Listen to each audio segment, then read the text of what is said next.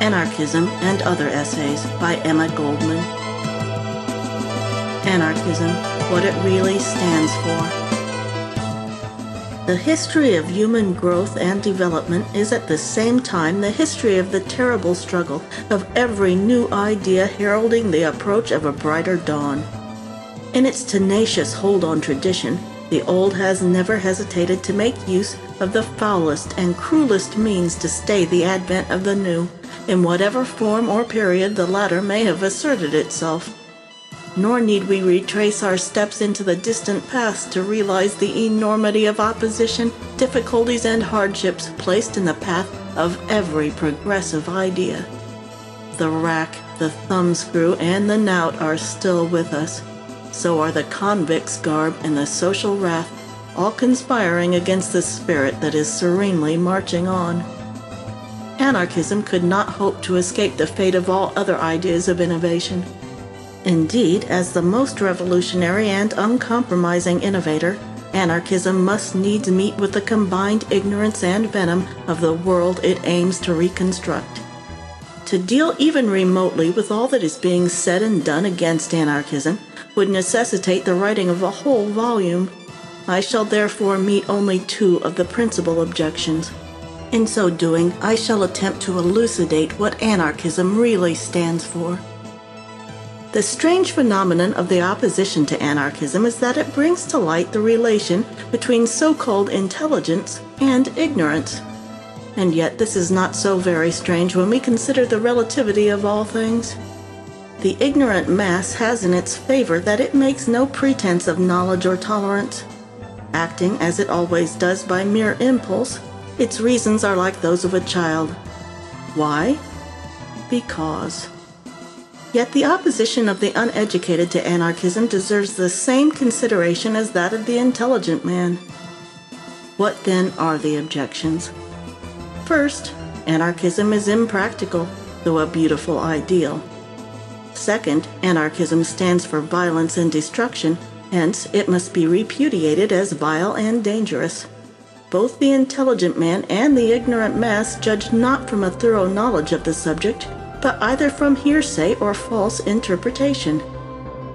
A practical scheme, says Oscar Wilde, is either one already in existence, or a scheme that could be carried out under the existing conditions. But it is exactly the existing conditions that one objects to, and any scheme that could accept these conditions is wrong and foolish. The true criterion of the practical, therefore, is not whether the latter can keep intact the wrong or foolish. Rather is it whether the scheme has vitality enough to leave the stagnant waters of the old and build, as well as sustain, new life. In the light of this conception, anarchism is indeed practical. More than any other idea, it is helping to do away with the wrong and foolish. More than any other idea, it is building and sustaining new life. The emotions of the ignorant man are continuously kept at a pitch by the most blood-curdling stories about anarchism. Not a thing too outrageous to be employed against this philosophy and its exponents. Therefore, anarchism represents to the unthinking what the proverbial bad man does to the child. A black monster bent on swallowing everything. In short, destruction and violence. Destruction and violence. How is the ordinary man to know that the most violent element in society is ignorance? That its power of destruction is the very thing anarchism is combating? Nor is he aware that anarchism, whose roots, as it were, are part of nature's forces, destroys not healthful tissue, but parasitic growth that feed on the life's essence of society. It is merely clearing the soil from weeds and sagebrush that it may eventually bear healthy fruit. Someone has said that it requires less mental effort to condemn than to think. The widespread mental indolence so prevalent in society proves this to be only too true. Rather than to go to the bottom of any given idea, to examine into its origin and meaning, most people will either condemn it altogether or rely on some superficial or prejudicial definition of non-essentials. Anarchism urges man to think, to investigate, to analyze every proposition. But that the brain capacity of the average reader be not taxed too much, I also shall begin with a definition, and then elaborate on the latter. Anarchism. The philosophy of a new social order based on liberty unrestricted by man-made law. The theory that all forms of government rest on violence and are therefore wrong and harmful, as well as unnecessary. The new social order rests, of course, on the materialistic basis of life. But while all anarchists agree that the main evil today is an economic one, they maintain that the solution of that evil can be brought about only through the consideration of every phase of life, individual as well as the collective, the internal as well as the external phases. A thorough perusal of the history of human development will disclose two elements in bitter conflict with each other, elements that are only now beginning to be understood not as foreign to each other, but as closely related and truly harmonious, if only placed in proper environment: the individual and social instincts.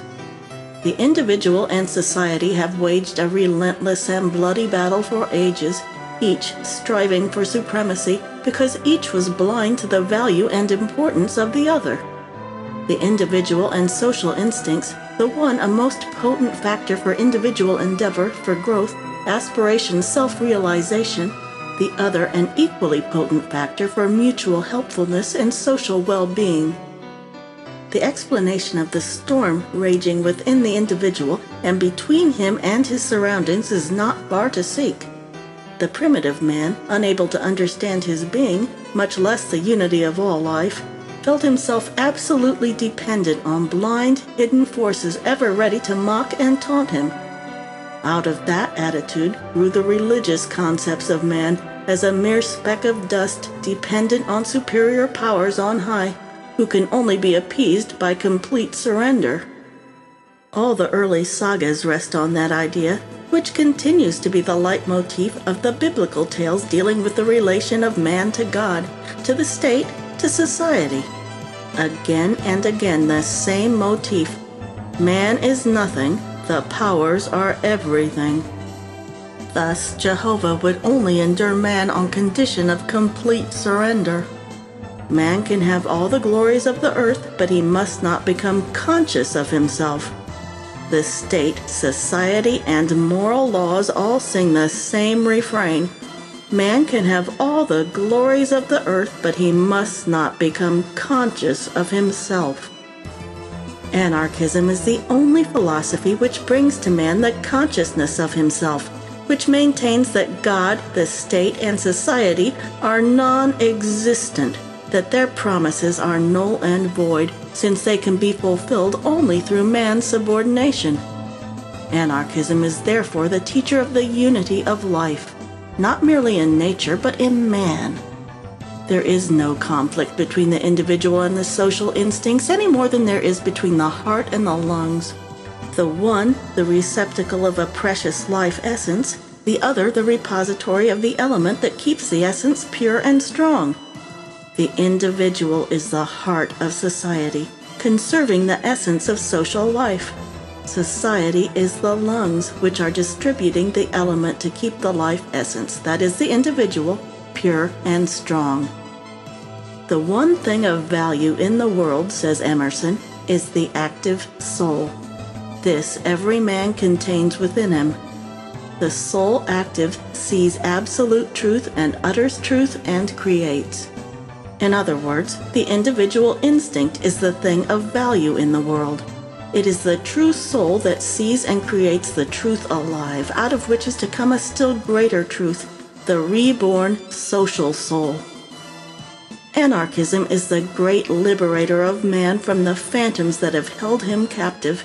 It is the arbiter and pacifier of the two forces for individual and social harmony. To accomplish that unity, anarchism has declared war on the pernicious influences which have so far prevented the harmonious blending of individual and social instincts, the individual and society. Religion, the dominion of the human mind; property, the dominion of human needs; and government, the dominion of human conduct, represent the stronghold of man's enslavement and all the horrors it entails. Religion, how it dominates man's mind, how it humiliates and degrades his soul. God is everything, man is nothing, says religion.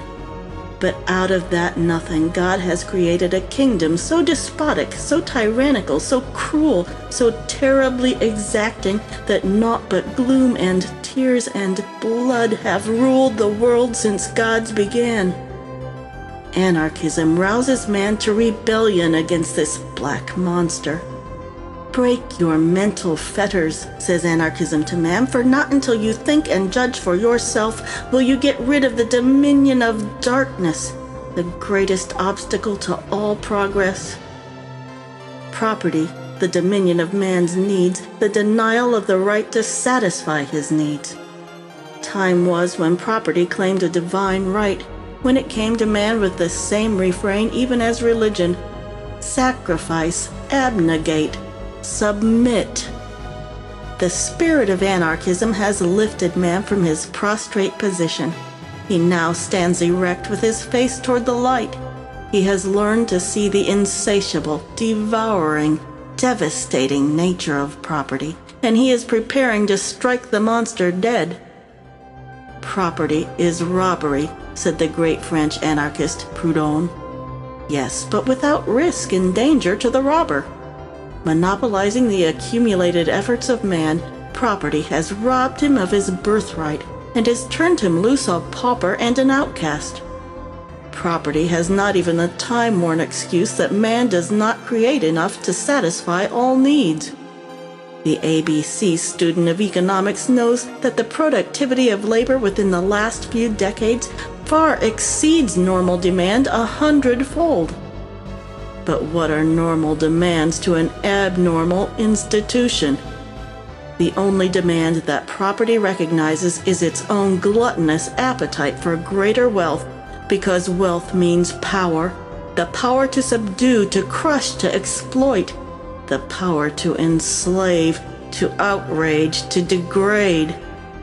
America is particularly boastful of her great power, her enormous national wealth. Poor America, of what avail is all her wealth if the individuals comprising the nation are wretchedly poor, if they live in squalor and filth and crime, with hope and joy gone, a homeless, soilless army of human prey? It is generally conceded that unless the returns of any business venture exceed the cost, bankruptcy is inevitable. But those engaged in the business of producing wealth have not yet learned even this simple lesson. Every year, the cost of production in human life is growing larger. 50,000 killed, 100,000 wounded in America last year. The returns to the masses who help to create wealth are ever getting smaller. Yet America continues to be blind to the inevitable bankruptcy of our business of production. Nor is this the only crime of the latter. Still more fatal is the crime of turning the producer into a mere particle of a machine with less will and decision than his master of steel and iron. Man is being robbed not merely of the products of his labor, but of the power of free initiative, of originality, and the interest in or desire for the things he is making. Real wealth consists in things of utility and beauty, in things that help to create strong, beautiful bodies and surroundings inspiring to live in. But if man is doomed to wind cotton around a spool, or dig coal, or build roads for 30 years of his life, there can be no talk of wealth. What he gives to the world is only gray and hideous things, reflecting a dull and hideous existence. Too weak to live, too cowardly to die. Strange to say, there are people who extol this deadening method of centralized production as the proudest achievement of our age. They fail utterly to realize that if we are to continue in machine subserviency, our slavery is more complete than was our bondage to the king.